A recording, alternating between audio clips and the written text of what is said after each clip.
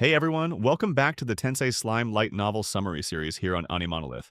Picking up right after last time, after spending the whole night playing around with Ranga, Rimuru somehow still managed to be in perfect condition the next morning and ready to work. And the first guest of the day? None other than Kumara, appearing in her usual adorable little girl form. After the greetings, the very first thing she said was, "I heard Ranga brag that Rimuru-sama helped modify his skills. So, I came here to ask for a bit of that power too." Apparently Ranga, in his excitement, had exaggerated the whole story. While it was true that Ciel helped a little, Ranga's evolution had been something he accomplished mostly on his own. Still, he went around boasting that Rimuru personally upgraded his skills, which left our poor slime president with no choice but to awkwardly nod along. Ciel, ever the confident one, immediately accepted the challenge. But as Rimuru noted, everything still depended on Kumara's own talent. If she didn't have the aptitude, no gift would manifest at all. With that settled, Ciel began the process of skill modification, and after a while, the results were in. Kumara's new status name, Kumara Existence. Value 1,899,944. Race Celestial Ninetails, Greater Chaos. Spirit Earth Spirit Beast. Blessing Rimuru's Blessing. Magic Earth Spirit Magic. Intrinsic skills, Beast Domination, Beast Unification. Ultimate gift, Beast King. Bahamut. Resistances, Physical Attack. Nullification, Abnormal Condition. Nullification, Natural Effects Resistance. Mental Attack Resistance, Holy Demonic Attack. Resistance. After the process, Kumara successfully obtained the ultimate gift, Beast King Bahamut, which came with 6 incredible powers: Thought Acceleration, Universal Perception, Demon Lord Haki, Gravity Domination, Spatial Domination, Multi-Layer Barrier. In other words, total overkill. She could now even manipulate gravity on a planetary scale, bending the forces of nature themselves to her will. Her race had also evolved from the old 9-headed beast into the celestial Ninetails. At first glance, that might sound like a downgrade, losing heads and gaining tails, but that couldn't be further from the truth. Each of Kumara's 8 tails now housed the will of her 8 magical beasts, allowing her to completely control them through her own consciousness. She could also release them to act independently whenever she wanted. Even in that split state, Kumara's own EP remained above 1 million, while her subordinates each carried around 200,000 EP. Altogether, her total power came close to 2 million, even without divine attributes or armor. At that level, Rimuru was confident she would eventually evolve into a being with divine nature. Interestingly, just like Geld, Kumara carried an earth attribute, being a semi-spiritual life form, a perfect match for controlling gravity. If we were to rank her purely by specs, Kumara easily stood near the top among the 12 Guardian Lords. But when it came to battle experience, let's just say she was still a rookie. Rimuru estimated she would probably lose to Sui, but could easily outperform Adelman and Gabil. Even so, he saw incredible potential in her. Despite being young and relatively inexperienced, Kumara's growth had only just begun, and her future was something Rimuru was genuinely looking forward to. Next up on the list were the duo Zegion and Apito. According to Zegion's wishes, Apito went in first for a private meeting. The moment she entered Rimuru's office, she presented a small gift, a freshly harvested jar of honey. Rimuru's face instantly lit up like a kid at a candy shop. This wasn't just any honey. It was the legendary Mylim taming weapon that had once subdued the destroyer herself. Delicious, nutritious, and famous across Tempest, it was now practically a national treasure. Laughing awkwardly, Rimuru carefully tucked the honey into his pocket, insisting to himself that this definitely wasn't a bribe. But hey, a little kindness toward Apito wouldn't hurt. After the pleasantries, Rimuru checked her current status. Apito's status name, Apito Existence. Value 775,573. Race, Star Wasp, Celestial Wind Spirit. Wasp. Blessing, Zechion's Blessing. Title, Insect Queen. Skill, Unique Skill, Queen. Worship Resistances.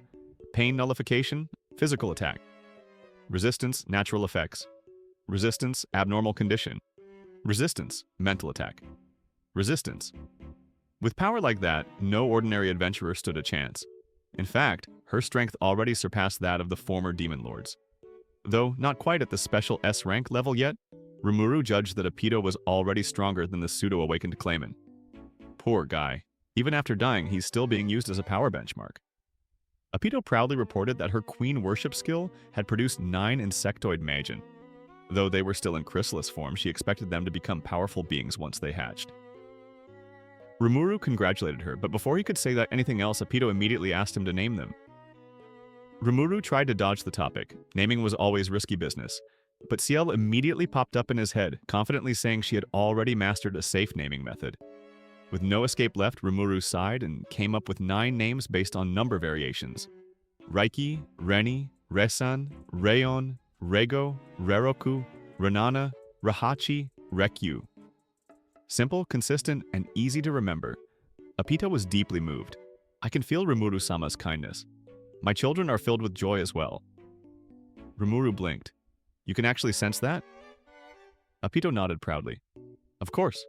The hearts of my children are eternally connected to mine. Her dependents, born from queen worship, could receive orders through the Magus control network instantly, a system faster and more efficient than telepathic communication, with absolute command priority. Rimuru found that fascinating, but before he could dig deeper, Ciel interrupted again, this time asking for permission to perform a skill alteration on Apito. Technically, Ciel could have done it on her own, since Rimuru held higher authority over all who shared a soul connection with him. But this wasn't an emergency, and Apito was under Zegion's lineage. That made her connection to Rimuru secondary, so it was better to ask her consent directly. After explaining the situation, Rimuru offered Apito 2 possible evolution paths. Commander type retains the ability to create insect demons, ruling over them like a queen who gives orders from the rear. Hero type leads her swarm personally into battle, gaining superior combat power but losing the ability to create new insect demons. Curious, Apito asked, if I choose the hero type, does that mean I won't be able to have children anymore? Rimuru quickly clarified that while her queen worship skill would lose its artificial birth of a dependent function, she could still reproduce naturally. Hearing that, Apito smiled in relief. Her current children already possessed the power to create new insect demons themselves, meaning the swarm could continue to expand even without her. And so, without hesitation, Apito chose the hero evolution path. The instant she made her decision, Ciel sprang into action. So fast it was almost suspicious, like she'd been preparing for this all along. Within less than a second, the evolution was complete. Rimuru couldn't help but wonder if Ciel had already analyzed everything in advance.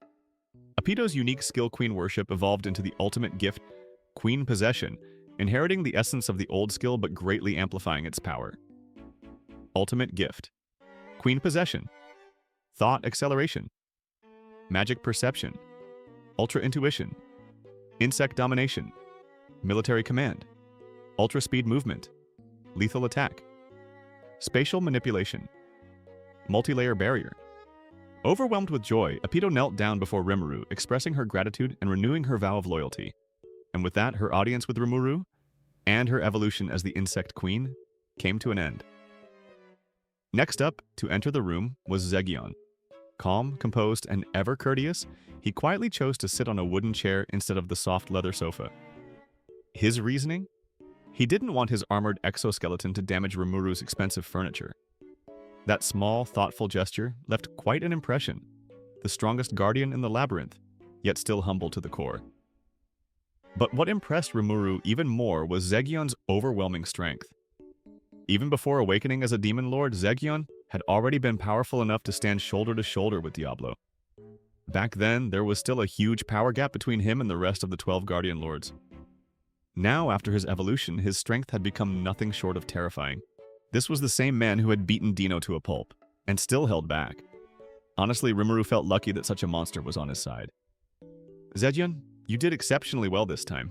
If you hadn't awakened in time, I don't even want to imagine what would have happened. You flatter me, Rimuru-sama. Surely even the timing of my awakening was part of your grand design, was it not? Rimuru froze. Design? What design? No, that's not it. I mean, sure, I knew Dino was suspicious, but I didn't expect him to strike at the worst possible moment. Ah, I see. So my awakening itself was a calculated part of your counter-strategy. Truly magnificent foresight. At that point, Rimuru was screaming internally. Calculated? I didn't even know Velgrin was going to show up. If I had, I wouldn't have gone to negotiate with the Emperor like a fool.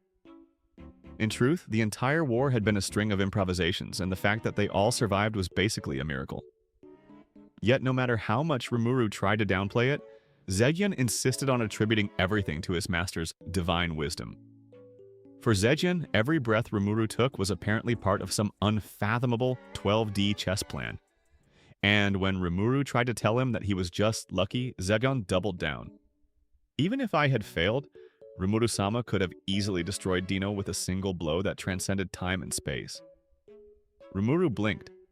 A what now? A time and space transcending blow? What kind of monster do you think I am? Yeah, sure, maybe I could have... Ha! Of course! Such feats are trivial for Rimuru-sama. At this point, Rimuru could only laugh weakly as Zegion looked at him with the reverence one would give a literal god. Then again, Zegion's compound eyes made it hard to tell if that was really the case, or if Rimuru was just imagining things. After collecting himself, Rimuru moved on with the discussion. Zegion began explaining his battle against Dino in more detail, and casually mentioned something that left Rimuru frozen again. Apparently, before Dino escaped, Zegion had carved a curse seal onto him, a seal that governed both life and death. Rimuru nearly choked. Just what kind of being have you become? Zegion's status name, Zegion Existence, value 4,988,856. Race, Divine Insect, Greater Chaos. Spirit, Water Spirit Insect, Blessing, Rimuru's Blessing. Title, Mist, Lord Magic, Water Spirit, Magic. Ultimate Skill, Illusion. King Mephisto. Resistances, Physical Attack. Nullification. Abnormal Condition. Nullification. Mental Attack. Nullification. Natural Effects, Nullification. Holy Demonic Attack. Resistance. When Rimuru finished checking Zegion's stats, he nearly screamed. The numbers Seal reported were absurdly high, far beyond what Rimuru had expected. Zegion had reached an existence value of nearly 5 million, second only to Benimaru. On top of that, he had even gained divine attributes. His main element was water, but Seal noted traces of space as well. At this point, Zegion had become a semi-spiritual life form with overwhelming resistances and no visible weaknesses. Even his discipline was flawless. The magic steel that Rimuru had once granted him had evolved into Haihirokane, the supreme metal. Thanks to that miraculous material, Zegion was even able to condense water molecules from the air to construct a temporary physical body whenever he needed one. His outer shell, the armor-like exoskeleton, was something Rimuru himself had originally created for him. If not for Rimuru's handiwork, Zegion probably would have discarded it long ago to become a fully spiritual being. But the fact that he kept it out of respect made Rimuru genuinely happy.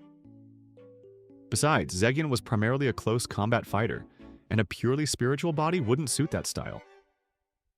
A solid physical form gave him more flexibility. In fact, Rimuru realized that Zegion's current state was probably the most perfect form he could have achieved. That's right, Seal chimed in proudly. Zegion is the ultimate masterpiece created by both Master and me.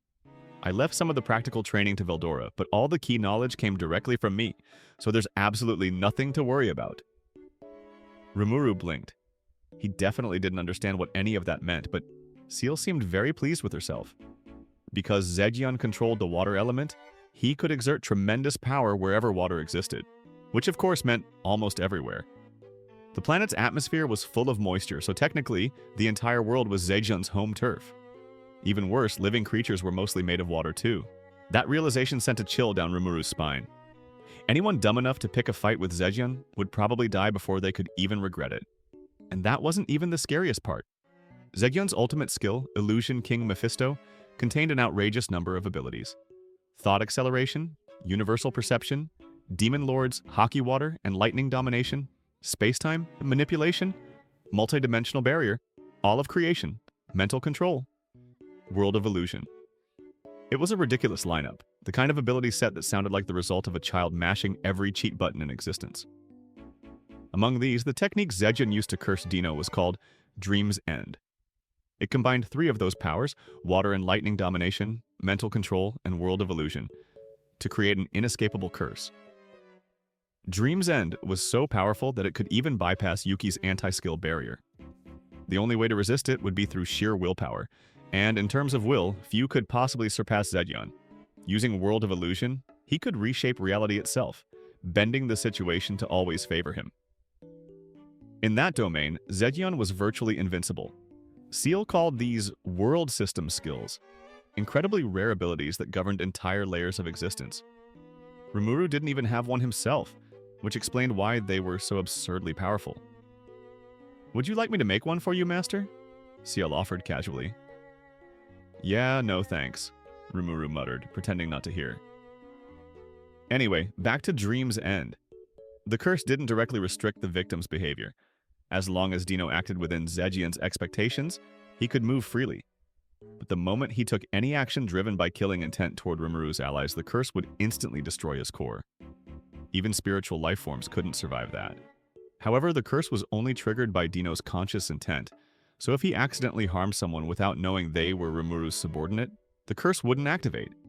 It wasn't foolproof, but it was more than enough to keep Dino in check. Still, Rimuru couldn't help but feel awe. For someone like Dino, who possessed an ultimate skill himself, to be subdued so completely, it really showed just how terrifying Zegion had become. "Excellent work, Zegion. Any reduction in risk is welcome." "I am unworthy of your praise, Rimuru-sama. Still, hearing those words fills me with unparalleled joy." "Why are all my subordinates so intense?" Rimuru sighed inwardly. Geld, Sue, Beretta, they were all the same. But Zegion's level of seriousness was on a completely different scale. His combat intuition, versatility, and creativity made him one of Rimuru's strongest assets. It wasn't enough to have powerful skills, one needed to use them intelligently, and Zegion excelled at that more than anyone. He didn't focus on amplifying his strengths. Instead, he erased his weaknesses, becoming a flawless, balanced fighter. Ciel wasn't exaggerating when she called him her masterpiece. The power Zegion had shown so far was only the tip of the iceberg. Just thinking about it made Rimuru shiver slightly. His title, Mist Lord, had originally been meant to symbolize mystery, something hazy and enigmatic. But it turned out to describe his power perfectly, too. His abilities had literally taken on the properties of mist, intangible, elusive, and all-encompassing. That made Rimuru pause. Wait, did he misunderstand my intention when I gave him that title? Did he actually evolve based on that misunderstanding? He turned to Ciel suspiciously. "You would have told him if that happened, right?" "Of course." The slight delay before Ciel's answer did not reassure him. Rimuru could only sigh again. Sometimes even being the boss didn't make him feel in control anymore. And with that, Rimuru's interview with Zegion, the Mist Lord, Ciel's greatest masterpiece, and possibly the most overpowered bug in existence, came to an end. And that wraps up today's recap, everyone. Thanks for watching, and see you in the next video.